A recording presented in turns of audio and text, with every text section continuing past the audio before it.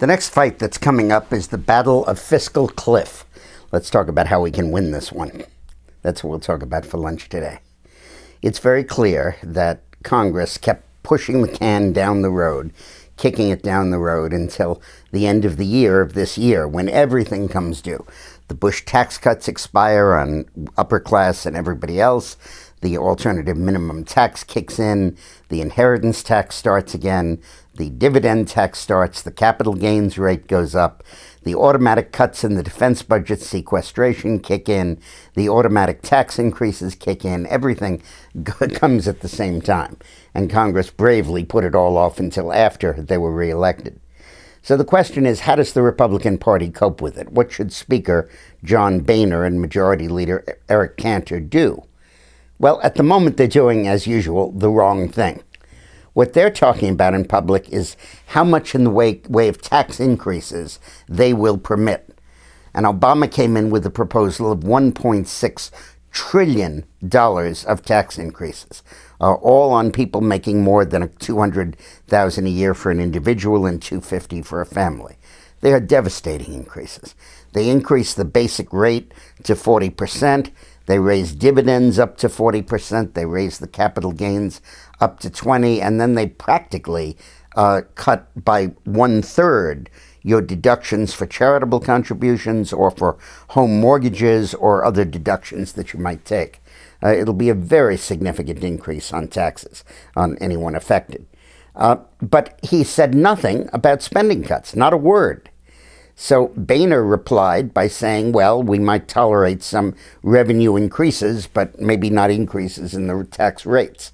And that was a pathetic response. What he should have come back and said is, let's talk about spending cuts. Obviously, Boehner's going to have to agree to some tax increases. So what he should do is he should go out there and he should say, Mr. President, my ratio is 3-to-1. For each $3 of spending cuts you come up with, I'll come up with another $1 of revenue. You want more taxes? Give me more spending cuts. You don't like the taxes I'm for? Come up with additional cuts in spending. And Boehner should then say, and by cuts in spending, I don't just mean cuts in non-defense discretionary spending. I mean cuts in entitlements, particularly welfare entitlements, Medicaid, food stamps, welfare, rent subsidies, the whole range of those programs. Those programs have doubled in cost during the Obama presidency, and there's no prospect of reining them in.